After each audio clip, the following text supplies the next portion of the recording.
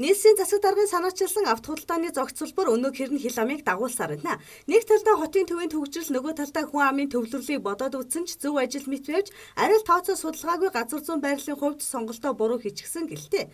Өнөөдөр авто худалдааны зохицолбор дээр худалдаа эрхэлж байгаа хүн нэгч байхгүй. Харин автоэврийн үндэсний төвийн зүүн бүсийг хүчээр нүүлгчихсэн учраас автоэврийн үндэсний төвийг дүшгэлсэн хэдэн улсын дугаарын үйлдвэр мөн тэднийг дагсан даатгалын хэдхэн компаниуд байгаа юм а. Гэвч өнөөдөр энд хүн эрүүл амьдрах ажиллах нөхцөл бололцсон огтхон байхгүй. Мөн нийслэлийн захирагч өөрийн хийсэн ажлаа урагшлуулахын тулд зориг сайдад санал тавьж, салбарын сайданд өөрийнхөө дураар автоэврийн үндэсний төвийн салбарыг энд татан буулган авчирсан. Харин төрийн байгууллагын үйл ажиллагааг түшиглэн үйлчлэгээ эрхэлдэг улсын дугаарын үйлдвэрүүд ихээхэн хэцүүхэн асуудалтай тулгараад байгаа юм а. Авто худалдааны зохицолборт үйл ажиллагаа явуулахын тулд ажлын байр хэмээх контейнерыг 30 сая 800 мянган төгрөгөөр худалдан авах шаардлагатай болж байгаа. Нэг талдаа энэ мөнгийг олж чадахгүй бол хаанч үйлчлэгээ явуулах боломжгүй болж үйл ажиллагаа нь хаагдаж байгаагаас ялгаагүй байгаа юм а. Тэгэхээр үзэгчдийн өнөөдрийн байдлаар Сонгон Архан дүүргийн 22-ийн довчоо буюу 32 дугаар хороонд үйл ажиллагаа явуулж байгаа авто худалдааны зохицолбор дээр үйл ажиллагаа явуулахын тулд улсын дугаарын үйлдвэр болоод бусад аж ахуйн нэгжүүд 30 сая 800 мянган төгрөгөөр нийслэлийн авто худалдааны зохицолбор төвөөс бас контейнерыг худалдан авч үйл ажиллагаа явуулах ёстой байгаа. Өөр газраас авчиж суурилсан контейнерыг тэнд үйл ажиллагаа явуулахгүй гэсэн албаныхны журам байгаа. Тэгэхээр өнөөдрийн байдлаар 30 сая 800 мянган төгрөгөөр контейнер худалдаж авах нь яхахгүй зах зээлийн ханшаас 2-3 дахин өндөр үнэтэй өртөгтэй байна гэсэн гомдлыг бас иргэд болон хувийн хвшлийнхний зүгээс удаа тавиад байгаа. Тэгэхэд яг өнөөдрийн байдлаар зах зээлийн ханш контейнер ямар үнэтэй байгаа талаар бас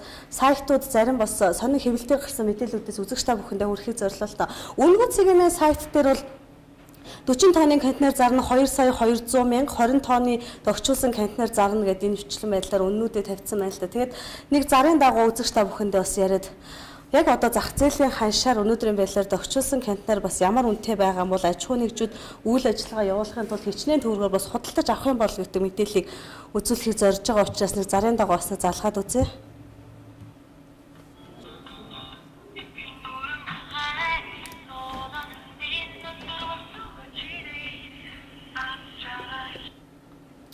Байна уу? Асамна би зарын дагуу ярьж байна. Энэ 20 ба 40 тонны догчулсан контейнеруудыг зарна гэд. Тий, энэ үнийн хувьд ямар хуу байгаа вэ? Догчулсан гэхээр яг ямар хуу хэмжээний догчил хийгдсэн байдаг юм бол? Хувийн офисын үйл ажиллагаа л явуулах юм. Тий. 20 тонн болохоор 3 сая хоёр. За 40 тонны контейнер нь 40 тонн 6 сая хоёр. За. Яг офис ажлын байр хурлын заал маягаар догчулсан байх ёстой гэж танай энэ зар дээр заасан байл да. Яг энэ төрлөөрөө догчулсан байгаа юу? Үйл ажиллагаа явуулахаар. Тийм. Ямар билийн баг та хурц ирүү. За, энэ амны орон сууцны чиглэлээр догчулсан контейнер нь хэд байх вэ? Метр квадратаас болох уу, тийм ээ? За, баярлалаа.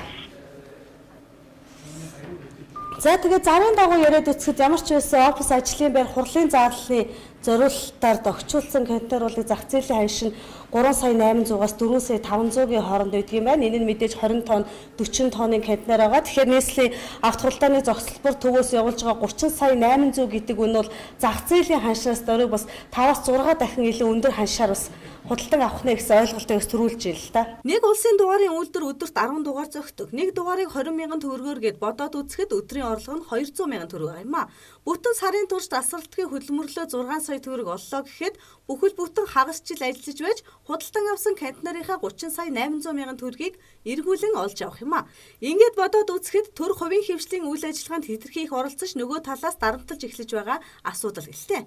Бид энэ талаар албаныхнаас тодрууллаа. Ер нь бол энэ одоогийн үйл ажиллагаа явуулж байгаа энэ улсын дугаарын үйлдвэрүүд бол өөрсдөө өндөр үнэтэй юм түрээсийн газарт сар болгон түрээс өндөр түрээс нь төлөөл ингээл байж идэг байсан.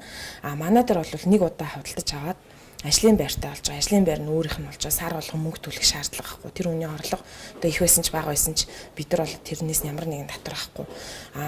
Жишээлбэл өвөөмөр дээр хэд сэлбгийн нэг контейнер сая ахсын үнэтэй контейнерыг одоо 14 оны байдлаар ихт 25 сая төгрөгөөр зарч ирсэн. Тэрнээс өмнө бол 30 сая ч үнэтэйсэн. Тэр нь ямар нэгэн одоо доторлогоо байхгүй тий. Одоо нэг цахилгаан холбогдсон тийм л контейнерүүд байдаг гэсэн. Манай дээр байгаа энэ контейнер бол офисын зориулалтаар тохижуулсан. Гадна одоо шугам сүлжээнд нь холбогдсон. Цахилгаанаар хангацсан ийм тохижилттой одоо халаалттай ийм байр байгаа. Хувийн үйлдвэрлэлийн нэр нь хэд хэдэн үйлдвэрт авч ажиллаж байгаа. Хэдээр нийлүүлж байгаа. За тэрийг бол одоо би яг хэлж мэдэхгүй л байна л да. Манай санхүү эднэр л мэдчихэж байгаа. Зах зээлийн ханшнаас даруй 5-6 дахин үнэтэй контейнерыг авто худалдааны зохицолборт жухам ямар аж ахуй нэгж хингэгч эрхэм цаанаас нь нийлүүлдгийг одоогоор албаныхан өөрсдөө ихийг нууцлж байгаа юм. Ямар ч байсан явуулсан тендер байхгүй хингэгдэг ямар албан байгууллагаас хаанаас энэхүү контейнерыг худалдан авч доторхыг нь догчуулан цахилгаан дулаанаар нь хангаж эргээ зах зээлийн үнээс 5-6 дахин өндөр үнээр хэрэглэгчдэд үйлчлүүлэгчдэд шахаж байгаа гэдэг нь ойлгомжгүй байгаа юм а. Улсын дугаарын үйлдвэрлэл эрхэлдэг хувийн хвшлийнхэнд энэ мэд дарамт үүсэт байгаад хотын удирдлагууд юу ч болоогүй юм шиг хард суугаан гайхалтай. Бид үзэгч та бүхэндээ энэ сэдвээр эрэл нэвтрүүлгээ бэлтгэх хүрэх болно. Өдрийн тойлд уян мэдээллээ.